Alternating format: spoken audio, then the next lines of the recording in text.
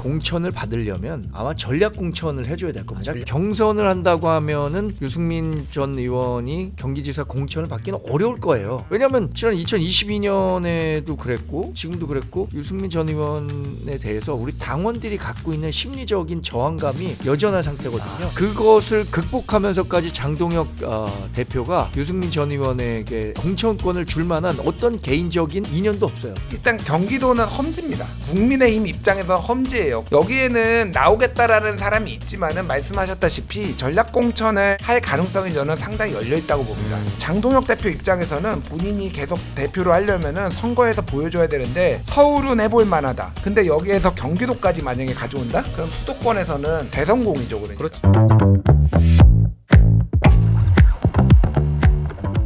근데 벌써부터 뭐 지금 보수 쪽에서는 우리 유승민 전 대표, 한동훈 전 대표 그리고 뭐 조국 혁신당 대표 정치권의 거물 인사들이 뭐 당장 현직은 아닌데 지방선거든 뭐 아니면 지방선거에 출마하는 의원들 자리로 들어가는 재보궐선거든 출마를 하겠다는 뭐 그런 의사들을 직간접적으로 이렇게 좀 내비치고 있단 말이에요.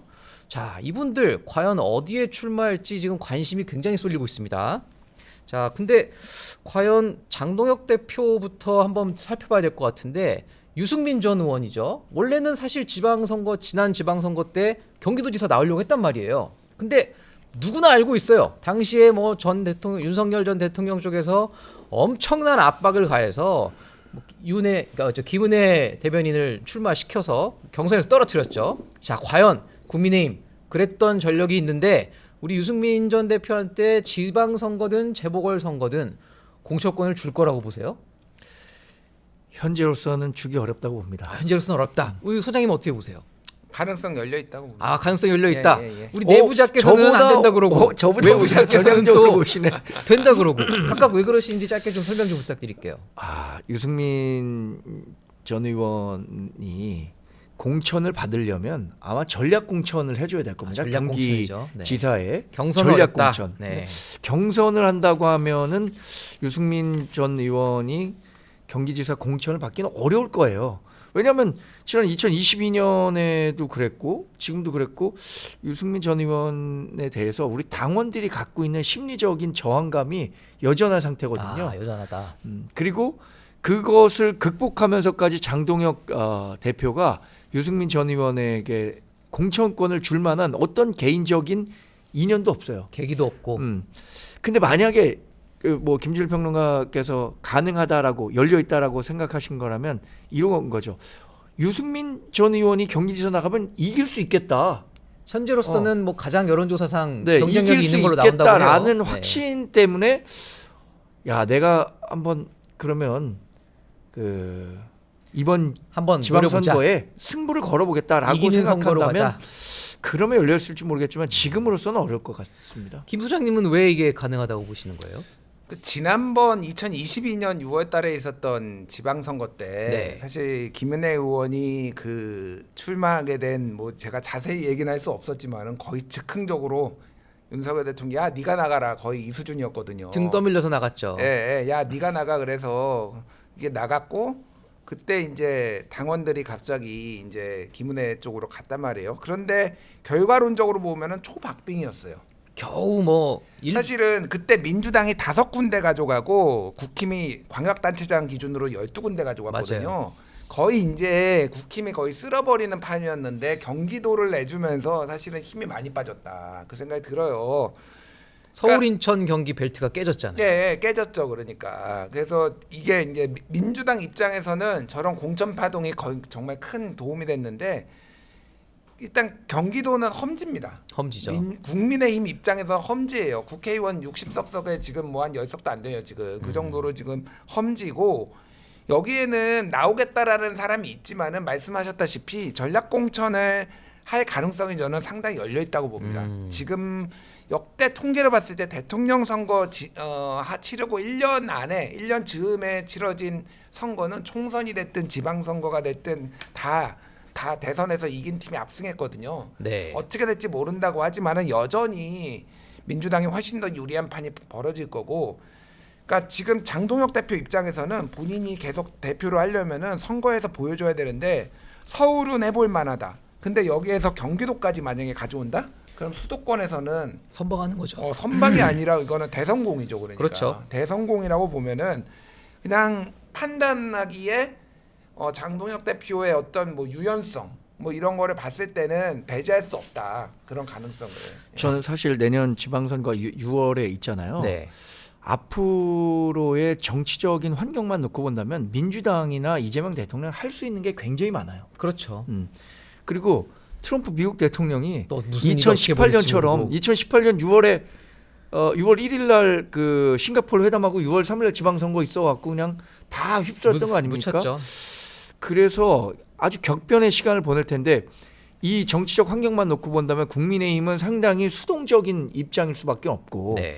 민주당이 적극적으로 이 판을 깔 거란 말이에요. 아니 그 2022년에 있었던 지방선거도 마찬가지입니다. 맞아요. 대통령이 취임한 지 얼마 되지 않았기 때문에 적극적으로 판을 짰고 대통령에게 힘을 실어줘야겠다라고 생각했기 때문에 지방선거 국민의힘이 이길 수 있었는데 앞으로 있을 한 7, 8개월간의 기간 동안에 민주당이 어떤 행보를 보이느냐에 따라서 저는 나머지 분들 있잖아요. 정치 행보 굉장히 주목할 만하죠. 지금. 피동적이 될 거예요. 피동적. 피동적이 자신들이 된다. 적극적으로 막 해갖고 공간을 만들기는 상당히 어렵지만 민주당이 실정을 많이 해갖고 그 공간이 확대되면 뭐 여러 가능성들이 네. 열려 있겠지만 어쨌든 2018년 그 지방선거처럼 민주당이 전체 판을 깔고 뭐 미국의 뭐 트럼프 미국 대통령이 어떤 행보를 보일지 모르는 상황. 또 2020년처럼 민생지원금 전 안 주라는 법도 또 없을 것 같거든요. 그럼요. 네. 2020년에 4월달, 3월달에 민생지원금 주면서 확 표심 바뀌었잖아요.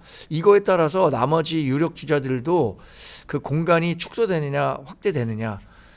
아무튼 본인들의 개인기로 돌파하기는 지금 조금 어려운 시간인 것 같아요. 자, 근데 또 이 얘기도 안 할 수가 없어요. 조국 혁신당 대표죠. 뭐 아직 대표는 아니었죠. 전 대표죠. 지금 이제 당 대표 출마 기자회견도 했는데 생각보다 뭐 정치적 파장은 그렇게 크지 않은 것 같아요. 근데 이제 그래서 아마 국회의원을 하셨기 때문에 혹시 지방선거 때 뭐 부산이든 뭐 경기지사까지는 뭐 어렵겠지만 김동연 지사가 있기 때문에 뭐 서울시장이든 이런 좀 어떤 좀 큰 선거 여기에 좀 뛰어들지 않을까 이렇게 보시는 분이 있는 것 같아요. 어떻게 보세요? 그러니까 그거가 되려면은 민주당하고의 이제 연합이 필요한 거잖아요. 그렇죠. 민주당에서는 전혀 생각이 없어요. 예, 생각이 그리고 전혀 없다. 예. 그러니까 조국혁신당이 어느 정도 세가 있고 뭐 예전에 이제 지민비조 할 때의 그 정도의 영향력이나 돌풍이 있으면은 네. 여러모로 연대 가능성이 있는데 지금 정당 지지율 거의 2%뭐 안팎 나와요. 뭐 지금 존재감이 굉장히 없어요. 예, 개혁신당보다도 떨어질 때가 있습니다. 네. 그래서 이게 이제 그때 당내 성비위 문제 이런 것들을 제대로 이제 대처하지 못해서인데 조국 대표는 지금 정치적으로 계속 실책을 많이 하고 있다. 도대체 왜 비대위원장을 맡았으며? 그렇죠. 그 비대위원장 저는 맡으면 안 된다 이거는. 또 이게 성추행 사건 때문에 좀 당이 시끄러울 때였잖아요. 아니 그러니까 뭐 여러 가지 이유가 있는데 11월달에 전당대회가 예고돼 있는데 본인이 굳이. 전에 전 대표하다가 당 이제 무슨 연구원장인가 맡았는데 그 상황에서 당이 성비위로 지도부가 통사퇴를 했는데 비대위원장을 맡았다가 지금 조기에 또 비대위 무너뜨리고 사퇴하고 또 지금 당 대표로 대표하겠다고. 나오면은 원래 조국혁신당 이름이 조국당인 건 알겠는데 이거는 1인 4당도 너무하다. 이게 무슨 아무런 파장이 없는 거죠. 그러니까 뭐 나와가지고 근데 99%가 나올 거냐 아닐 거냐 지금 이것만 지금 보는 거잖아요. 그러니까 감동도 없고 지금 결국은 민주당하고의 연합 정치에만 목을 매는 것 같은데 그래서 다인 선거구제에만 지금 낸다는 거잖아요. 그렇죠. 이게 당으로서 적절한 판단인가 사실 그러니까 계속 점점 힘들어질 것 같고 정청래 대표 입장에서는 잠재적 대선 경쟁자인 조국을 키워줄 이유가 1도 없죠. 전혀 없죠. 네. 그래서 그러니까 제가 조국혁신당 쪽에 이제 확정된 건 아닌데 네. 지자체장 대형 뭐 서울이나 이런 데는 나갈 생각보다는 오히려 보궐선거 쪽에 좀 더 관심이 있다. 보궐선거. 뭐 이런 얘기들이 나오는데 그것도 민주당이 이제 소위 말해서 양해를 해줘야 되는 건데 해줄지 어쩔지 잘 모르겠습니다. 어떻게 보면 국민의힘에서는 조국 대표가 지금 나오길 더 바라는 상황일 수도 있을 것 같아요. 뭐 부산 같은 경우만 해도 전재수 해수부 장관 출마가 굉장히 유력한데 여기에 조국 장관까지 들어와 버리면 사실 표가 갈리잖아요. 뭐 네. 가능성이 있다고 보세요? 그런 시나리오는? 근데 그 전재수 장관이 나간다고 하더라도 민주당이 조국 장관에게 그냥 후보 단일화를 통해서 한석을 줄 거냐 아니면은 뭐 본인들도 후보를 낼 거냐 이거에 따라 좀 다를 거라 생각하는데 저는 일단 조국 전 장관이라고 해야 되나요? 전 비대위원장. 전 대표죠. 네, 전 대표 같은 경우에 윤석열이 있을 때 빛났던 거예요. 아 이게 뭐 근데 서로 윤석열이라는 별이 이제 발광체로서 소멸했습니다. 지금 뭐 꺼졌죠 완전. 네, 우주에는 수많은 별이 있지만 발광체가 있고 피사체가 있어요. 뭐 네. 달 같은 경우에 대표적인 피사체고 우리도 스타가 아니잖아요. 그렇죠. 뭐 지구도 발광체는 태양계에서는 지금 태양만 있는 거잖아요. 네.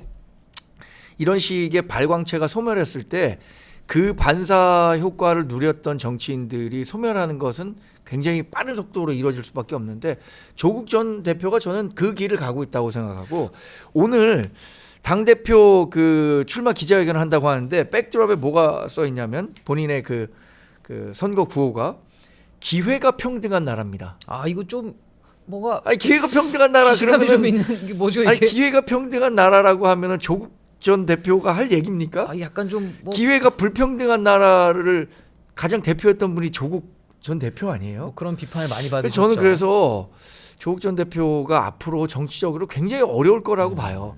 그리고 결국에는 중장기적으로는 모르겠어요. 2028년 총선에서 본인들의 후보를 내서 호남에서 일부 좀 선전해갖고 본인이 대선 후보가 되려는 꿈을 꾸을 것 같은데 지금으로서는 기회가 굉장히 낮아졌다고 봅니다. 너무 먼 일이죠. 근데 사실 아까 말씀하신 대로 그래서 지방자치단체장 선거보다는 광역이든 단체장보다는 뭐 이제 아마 보궐선거에 나오지 않을까. 뭐 전재수 장관 출마하면은 장관과 달리 그렇게 단체장 선거를 나가면 사퇴를 하셔야 되잖아요, 의원직을.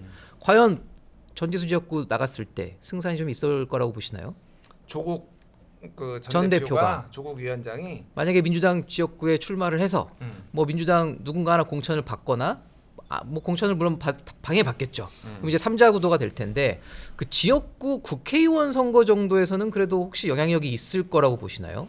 아니 그러니까 그 민주당에서 후보를 안 내야죠. 그러면 민주당에서 안 냈을 때 가능하다. 예. 민주당에서 후보 내면은 당선될 가능성이 당연히 없죠. 네. 그러니까 그런 식의 연대가 가능할 것이냐. 이제 과거에 이제 민주당 소위 말하는 민주진보 연합이 선거에서 굉장히 여러 번 이제 작동한 적이 있잖아요. 네. 그 이제 연대 대상이 이제 뭐 민주노동당이나 뭐 통진당, 정의당 이쪽 계열도 있었고 국민참여당이 있었고 네. 그래서 예전에 뭐 2012년에는 12년이었나? 2010년이었구나. 저기 헷갈리나. 하여간 그 유시민 대 저기 김문수가 이제 붙었잖아요. 경기지사 그렇죠. 선거에 네. 2010년 2010년 경기도지사 선거에. 그러니까 그런 식으로 어떤 때는 전략적으로 밀어주고 아니고 이런 게 이제 연합이란 게 이제 가능했는데 그때랑 지금의 민주당은 다른 것 같아요. 그러니까 지금은 그러니까 뭐 세대 효과도 있고 전체적으로 보면 민주당이 독자적으로도 물론 네. 이제 다 이 법력권표가 다 분열되면은 문제지만은 웬만해서는 그냥 우리 혼자도 할 수 있다라는 게 조금 경쟁자들이 그리고 알아서 민주당이 후보를 내면은 피해주는 이런 상황이 지금 뭐 있기 때문에 그 조국 혁신당은 간절하게 연합을 원하지만은 그 연합을 안 해줄 가능성이 내가 보기엔 더 높다 지금. 자, 뭐 지방선거 아직 6개월 남았기 때문에 그 사이에 또 무슨 일이 어떻게 벌어질지 아무도 알 수 없기 때문에 좀 지켜보도록 하겠습니다. 근데 그 사이에 제가 네. 아까 말씀드린 것처럼 민주당이나 이재명 대통령이 뭔가 관권 선거든 금권 선거든 할 가능성이 크다고 봐요. 저는 굉장히 가능성이. 그 우리가 불리한 상황에서 치르게 될 선거이면 불명합니다. 뭐 그거는 네. 뭐 불보듯 뻔한 일인 것 같고. 그러니까 용어를 관권 선거, 금권 선거 하면 이거는 불법이잖아요. 조금, 그러니까. 이거는 좀 문제가 있으니 개인 의견이라는 걸 네, 잘 뭐 참고해 제 주시고. 의견인데 문재인 제가 그 2020년에 있었던 민생지원금 이거는 그때 전 뭐, 거의 뭐. 금권 선거였다고 보기 이거는 뭐 때문에. 네. 금권이라고 하기엔 좀 어폐가 아니, 있다. 그 코로나 때문에 그렇게 힘든 사람들이 그렇죠. 국민들이 그렇게 원하고 전 세계적으로도 우리나라만 한 게 아니라 다 지원금을 했는데 그거를 이제 금권 선거라고 하면은 대화가 안 되고 이거 선거 그때 끝나고 줬어도 되잖아. 미래 4월 말에 줬어도 되는데 3월 말에 급한데. 자, 일단 진정들 하시고 뭐 소비 쿠폰 받으시면 뭐 다들 민생 살리는 데 도움이 될 수 있도록 노력해 보시고.